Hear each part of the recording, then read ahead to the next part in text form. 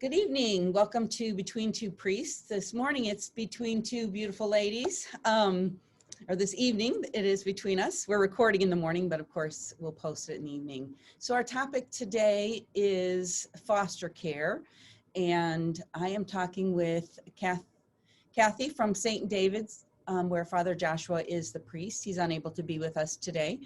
And she's been involved with the foster care program here in Indiana. So I'm excited to learn more about this. So let's just jump right in. Kathie, you said you had some history of the foster program or history of foster care in the past. Yes, actually it started in 1853. A philanthropist, American philanthropist in New York City noticed, his name was Charles Loring Brace. He noticed how many children were laying along the street and on street corners and alleys they were homeless. They had no clothing, no food. They were hungry and starving. And so he became a pioneer of social work. And him and a group of businessmen from New York went together and they started the Children's Aid Society. And they also started a program called the Orphan Train Movement. And during the Orphan Train Movement, people who lived in the eastern cities, young children, were often sent to the western states where they could work on farms and be a part of a family group in a farm area where there were a lot of hands-on and things like that, a lot of food. And it was a good program for the kids to get them out of the city and fresh air, sunshine, and good, healthy programs for children. There were over 200,000 children between 1854 and 1930 wow. that were in this program of being transitioned out of the city during maybe a month in the summer to the farms in the Midwest, and then they would come back to their homes and their families in the city then.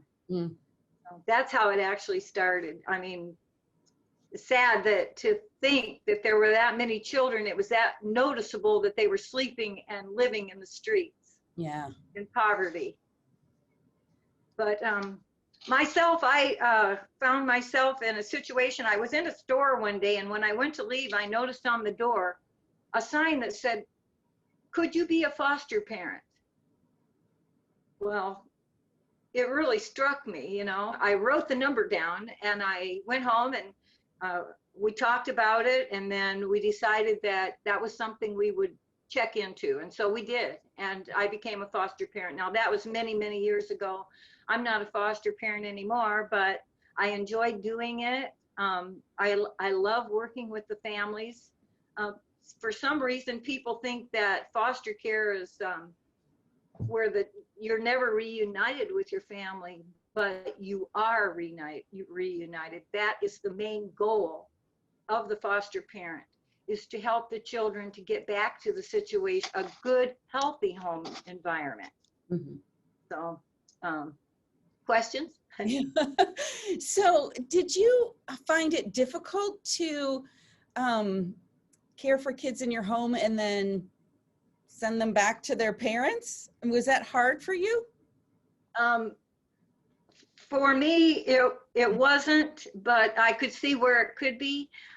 Fortunately for me, I was able to adopt 2 of the children that I fostered. And I don't know, I just think that there are so many reasons why children are taken too, and they don't always go back home. Right. Sometimes the parents never are ready to receive them back. So I can give you a little bit of statistics on why children are removed. Oh, that would be good. Yeah. As of 3 months ago, I got these statistics. 62% of the children that are removed from the home is due to neglect. 36% is due to parental drug use. 14% are unable to cope with caregiving. 12% is physical abuse. 10% are homeless. 7% are because the parents are incarcerated. 5% is due to alcohol use, and 5% is abandonment, and 4% is sexual abuse.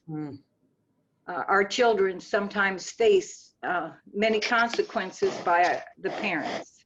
Right, So, right. and but that's not to say that things can't change, because as the children learn to a different behavior, so can the parents. Fostering is a part of a big, huge group. It's not just the family that oversees these children. There are all kinds of social workers and the PTA, anyone at the school, you know, the teachers.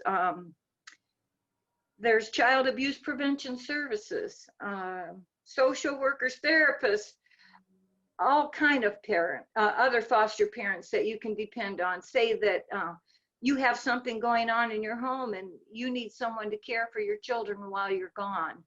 Another foster family might take them for a little while, see, a short time. You work together as a big, huge community to take care of these children. You're not on your own. You don't make decisions on your own. You have a lot of people that are supporting you, and the family that the children come from. They have a lot that are offered to them as well. Now, to be a foster parent, you have to be at least 21 and have good health. There are informational meetings that you can go to, and there are training sessions. Usually the training sessions are 10 weeks long, 3 hours per session, so it's 30 hours roughly. There's paperwork involved and background checks, things like that. Safety measures that you need to take into account in your home, like fire extinguishers, smoke detectors, those kinds of things that you probably already have in your home. Right. But some people don't. So, but these are things that are required by the state of Indiana anyway. Right. So I want to back up a minute. You had mentioned, you know, all these supports for the foster family, but then also supports for the biological family. So, you know, if a child is taken from the home because of alcoholism, we'll say, the foster program or the state works with the parent to become sober. Is that? Yes. Okay. There are all kinds of things that are available to them. Sometimes they lose their job because of their situation. And so there are even programs to help them get started in the community again, to find a home if they're homeless. Sometimes our situations can drag us into different areas that sometimes that we're unfamiliar with too. Right. Yeah. Yeah. Because I think you're right that we sort of have this image in our minds of what foster care is, and we don't think about reuniting them with their biological family. But you'd said that's the point, that the hope is to get them back with their biological family. And to do that, sometimes the parents need to learn stuff. They need to go to classes or work on their job skills or resumes or whatever. And so I don't know, I find that encouraging, that it's not just to help the kids, but it's to help the whole family structure. Yes. Once the family is strong again, they have a much greater chance of survival as a family. But without the proper care, you know, and a family needs care, you know, without that proper care, it won't continue, you know, they'll be right back in the spiral that they were in. Right. And may lose their children again. So. And lots of families don't have extended family or supports that many of us are blessed with. So the foster care system, in essence, becomes that support system to help them. Right. Yeah. Most of the time, I see a lot of grandparents are stepping in, or aunts and uncles are stepping in for these children as well. It's their own families but they still need to go through the fostering system, you Mm, know. The foster families are given money for the expenses of the child. It's not on them, you know. mhm. There are other things that are required too.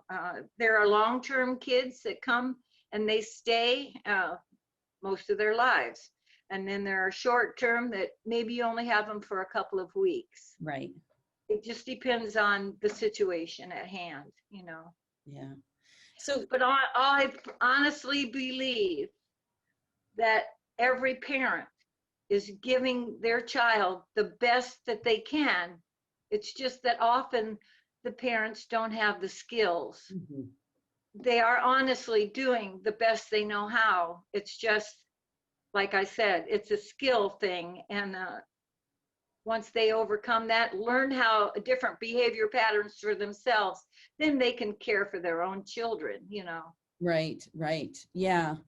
Um, and so then, you know, as I'm listening to you, I'm thinking, because I've been interested in fostering. My husband is more concerned about that he'll fall in love with these children and won't want to give them back. And so that's why I asked that question. But as I'm listening to you, I'm thinking, you know, this is a great ministry to families and to the community to offer that support and be able to say, okay, these parents have worked through their issues, they're still growing, but now they have more skills and we can entrust their children back to them. And then be glad for that, you know, not necessarily just be sad that you don't get to keep the kid, but glad that the parents are able to care for them, you You know. just have to go into it with an attitude that you're there to be a structured support for that child. Mm-hmm. Um, I didn't think that when I first took foster kids that I was going to be able to adopt. I never thought that. In fact, the welfare department actually called me and they said to me they were going to take one of my kids that I'd had for a year and a half and they were going to put her in temporary foster care because she was awaiting to be adopted. Her parents' rights had been terminated. Mm. And I thought, what? What do you have to do to, I said to the lady, what do you have to do to adopt? And she said, well, you have to come up here and fill out the paperwork. We were there in 10 minutes. Threw the kids in the car. We strapped them down in their car seats and off we went. We Oh, went up there and we filled out the paperwork. And within 6 months, we were able to adopt our daughter. oh, wonderful. Yeah, and it was a wonderful experience for all of us. And she was only 2 at that time. She didn't even know she was adopted until later when we Mm. told her. But, Right, right. Yeah. Oh, that's right, wonderful. I'd had her since she was 3 months old. So, Yeah. Wow. but Really yeah, neat. I felt very blessed because I was never able to have children of my own. Mm. So I felt very blessed to have this opportunity, not just to foster these kids, but now I have an opportunity to actually have a child of my own. You know Right. what I mean? Yeah. Someone that I could love and care for. But it isn't easy giving up children that you've had in your home and you know they're going home. It's not always an easy thing either. In fact, one time we went to drop a child off at their new home Hmm. with their new parents. He was being adopted, and all 5 of us cried all the way home because we didn't want to give him up, but we were so happy for him. Right. He was a wonderful child Mm. and we really enjoyed him. But to give him up and not be able to see him, ooh, that was a tough one. Yeah. But we knew that by the look on the parents' face when they first put their eyes on him, we knew he was in the right place. Oh, And that's, he was one of the ones that still writes to me occasionally. oh, yeah, And that was he's one of in my his questions. 30s now. Oh, So wow.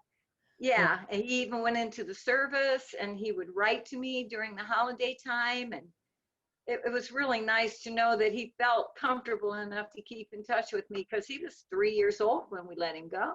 Oh, wow. Yeah. But see, we kept, occasionally we would see him. His parents would allow us to see him. And so it Oh, worked out neat. very nice. Yeah. Yeah. Yeah. So when kids are older and they're in foster care, they're not adopted. What happens then? You know, if at You 18 mean or like 21, kids that they foster out of foster care, so to yeah. speak, because they become, well, what we do is you prepare them Hmm. for, you help them get a job, just like you would your own child. Okay. You prepare them to go out into the world. Um, Oftentimes it's just like I said, helping them get a job, helping to be more responsible towards themselves, to learn how to manage their own money, Hmm. to keep a home, just, everything that you would do with your own child. If you and your child cook together, you and your foster child will cook together. You Mm. know what I mean? Yeah. You treat them just as if they're your child. Hmm. Yeah. So are there services to support them once they've grown up? I mean, is it just what they've No, learned? there are services for older children. Hmm. Yes. Um, I imagine until they're about 21, they probably are Right. able to get information or have social workers work with them. Gotcha. Yeah. Yeah. Because I'm thinking of my children at 18, you know, maybe even myself at 18, I'm not sure I could have run a household, you know, without some Right, help. right. Well, sometimes just getting an apartment or a place to stay is a big issue, Yeah. Without a job, it's very difficult. So Right. Yeah. Yeah. we have to prepare these young people to be out in the world, Hmm. um, not just with their behaviors. We need to prepare them to give them the knowledge to take care of themselves. Right. Right. So then it won't become a pattern, right? That you teach them to Right. be a responsible adult so that their kids don't end up in foster care. Um, Unfortunately, I think a lot of the things that we hear about foster care are those extraordinary cases where a child is injured or something where the state or the group doesn't follow through and something happens to the child. But I suppose that that's probably a very small percentage of the number of kids who are in foster care. You know. Well, I know for experience that the children are seen by social workers sometimes several times in a month. Okay. Yeah. So, I mean, they're constantly being observed, Right. Right. to make sure that there are improvements. They have a organization here in Elkhart called CAPS, Mhm. Child Abuse Prevention Service. Mhm. And they take these young children in to their facility, and they teach them different behaviors that would normally, like, if a child acts out, it's usually because they don't know how to behave. Mhm. They don't have the understanding of how to behave so that their behavior is acceptable Right. to adults. So they'll act out, and that can cause frustration for a parent that's a drug addict, Mhm. or under the influence of alcohol, or someone has quick-tempered. That's often how the child gets hurt, Mm. because they're acting out because their parents are acting out. They're Right. either not getting the attention that they actually deserve or require. Right. So, Right. so then they act out, and then it can cause the child to be hurt sometimes. But CAPS teaches these children a different pattern of behavior.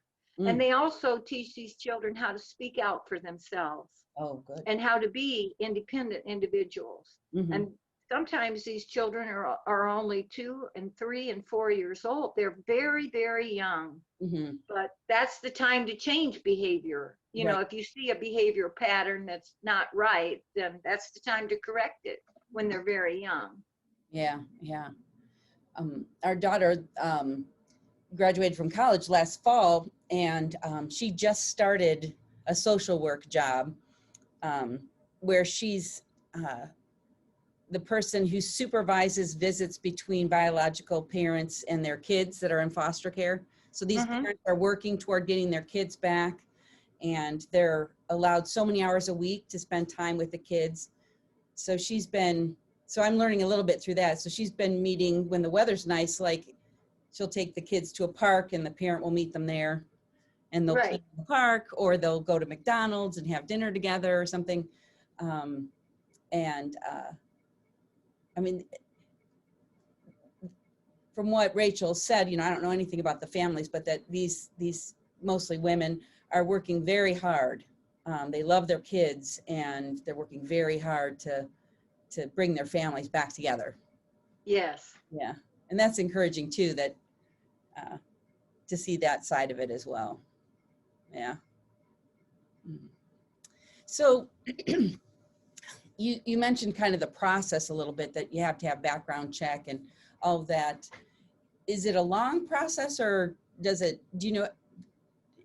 Well, like I think 6 for the months? most part, if someone in the family takes the child, I don't believe it takes quite as long. Right, Um, especially if it's a grandparent, right. you know.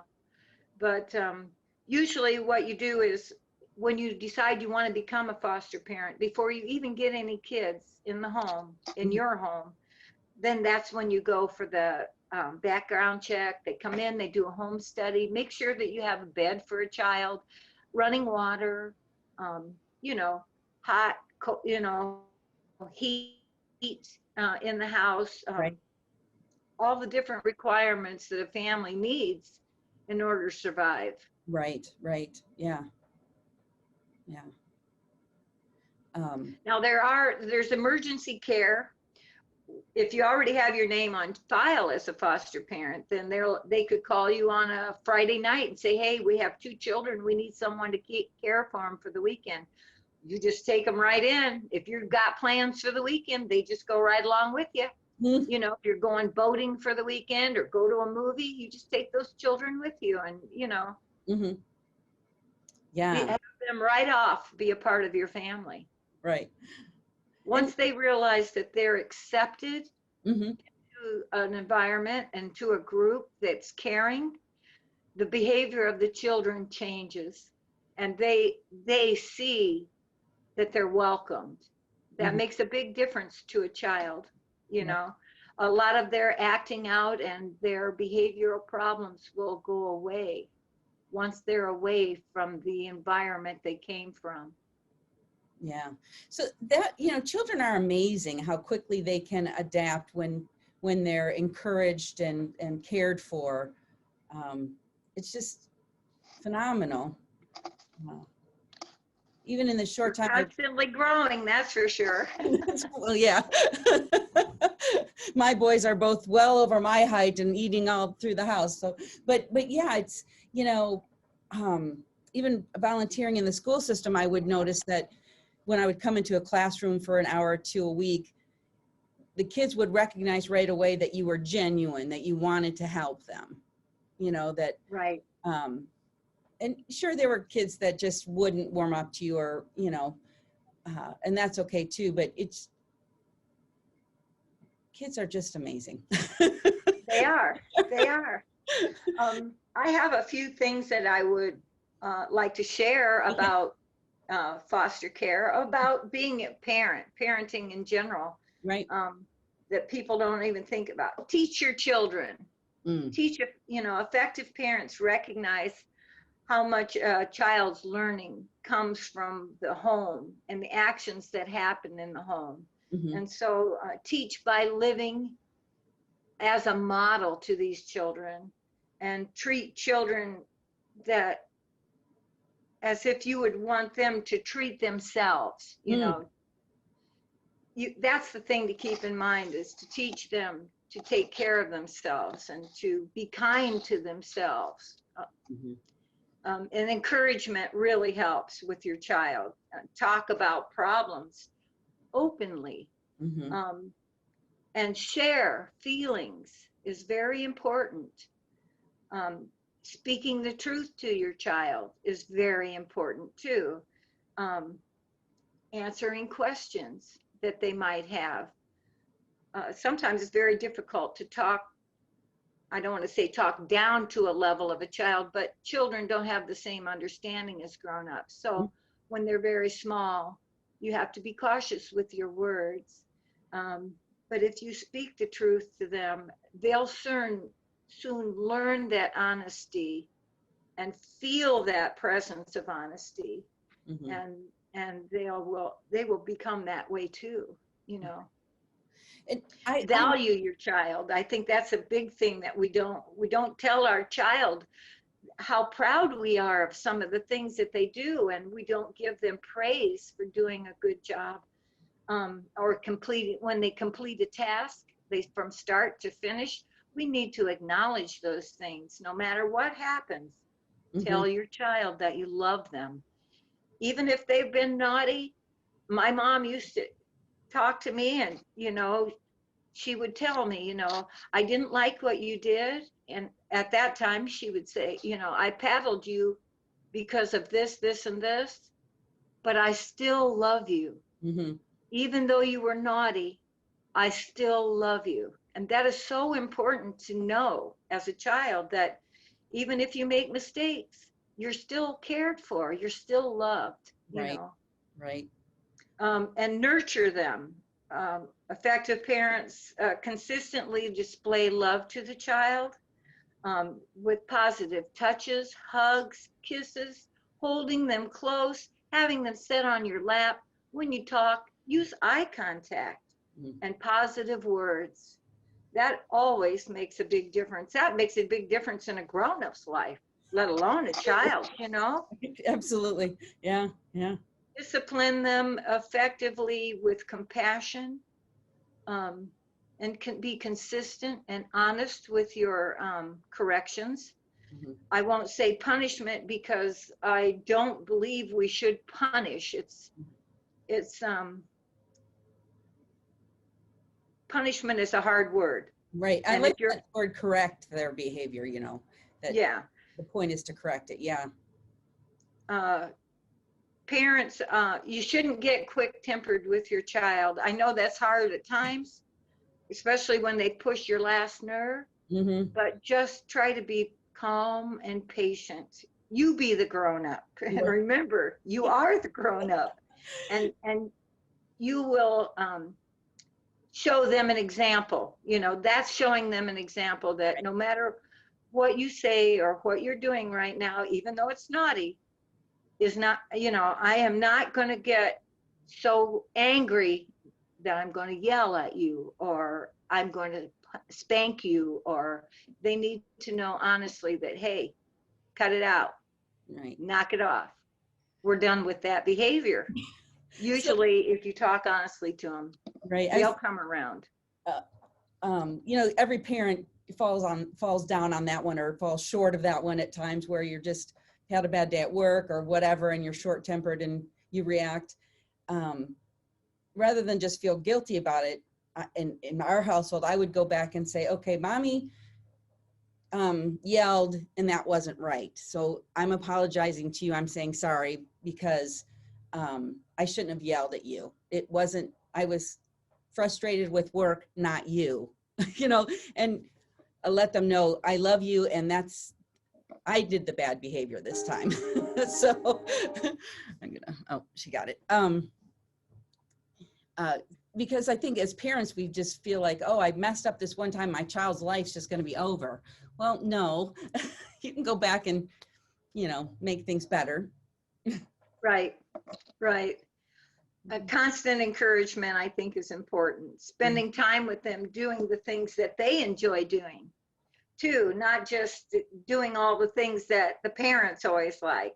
I think a lot of times when we come home from work in the afternoon or evening and we're exhausted, we don't think anything about picking up a baseball and tossing it back and forth out in the lawn, or those kind of things. And it only takes 5 or 10 minutes of that kind of behavior, those kind of things. They're fun for kids. Right.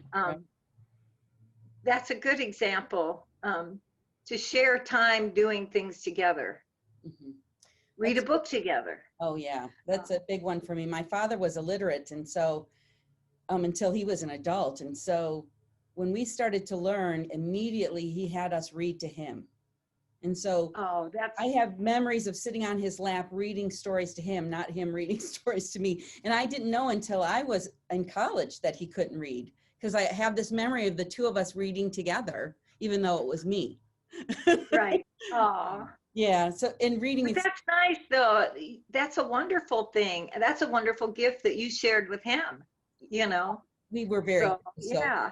but reading's Go very on long important. walks together. Mhm. I think that's important too. I used to give my kids a paper bag and we used to go walking along and I'd say, I want you to pick up little things that you see that God made and Mhm. put them in the bag. And when we get home, we'll spread them all out and we'll see what we have. And so they would go, you know, they'd find little stones and feathers and all kinds of things along the way. Mhm. And, you know, Right. then we would sit down and we would share all those things, you know, pour them out on the table and we'd look at them and talk about them. And it's just something simple, especially for the younger ones, 3, 4, 5 year olds. Right. Mm-hmm. Cook a favorite meal together. Those are fun things. And when you do those kind of things together, it is encouraging. It's encouraging for the family. Right. But one thing I want to impress upon you more than anything is never give up on your child. Mm. Never say, I don't want you around, I don't love you. By saying those things and those actions, they feel hurt and unloved. Mm-hmm. We live in a world that there is a lot of hurt and not a lot of love at times, Mm-hmm. but we need to have it in our homes. Once we have that in our homes, we can take it out to the world to share. Right. That's what we need. Right. And through the foster, Challenge each other too, you right. know. Yeah. Through the foster program, you know, when you're caring for that child and it's setting an example, then they take that back to their family. And then, so it spreads out, you know, you don't know who you're going to end up touching by those actions. That's true. And, you know, really important because What it is you're placing structure in a young person's life, watching them learn and grow and encouraging them along the way. And you help them to fit into a family environment where they're loved and respected for who and what they have to offer. Those are all things that every child deserves to know from his parents, you know. Yeah. We've had a couple examples here at St. John's of foster families. One where they ended up adopting the two children, and then one where the young lady was ended up going to live with an aunt. And both of those were very positive experiences here at St. John's, where the children were engaged with other people in the church, and just very good experience. That the two younger kids were baptized around the time they were adopted. So we did this rite of adoption, and the boys, I asked the boys if they wanted the woman to be their mom and if they wanted the man to be their dad, and they both were like, yes, I want you to be my mom, and I want you to be, and there wasn't a dry eye in the place. And then we acknowledged God's blessings and all of that, and just a really powerful experience in the church of how important those relationships are. And It's two families then. It's not just your family at home, it's your church family as well. right. It's very important. It's very important. Yeah. Any other things you'd want to share with us? No, I think that pretty much covers a lot of it. I can give you a list of different foster care agencies though. Why don't you go ahead and send that to me, and I'll post it with this video, and folks can then look at that and they can see where they can go. So the foster care places, are they private companies or government type things? Well, I think a lot of them are therapeutic, Okay. So I think it has something to do with the government as well, but there's of course DCS, which is our state operated foster, they do, it's a welfare removal, and they remove the child from the home and follow up. Right. I just want to mention that 5 places that I know that are local: Okay. Stepstone Foster Care, Benchmark Family Services, the Villages of Indiana, Mm. SAFY, Sathi is another program, and there's Kids Peace, Kids which Peace. is a foster care program. Okay. Yeah. Well, thank you. I appreciate that. When people watch this or hear us talking about it, I hope it does pique people's interest to look into it, because there's a need. There's a great need. We need more foster parents now more than ever, being closed up, and people without work Mm. that were laid off for so long. It's been a hardship on the families, especially families where addictions are involved. Often the things that a person needs get overlooked for other things. Right. And even sometimes medical care gets overlooked. Right. So if you Yeah. have room in your heart and your home, go out and shine your light in the world. Open the door to someone who's had the door closed to them. Mm. That's beautiful. Share your home and your love. It's so easy. It really is. Mm. And if you have children in that same age group, they can become like siblings sometimes. Mm-hmm. So We'll end it on that beautiful note that folks will share their love and homes with others. So thank you so much for being with us. We yes. appreciate it. Okay, thank you. Mhm.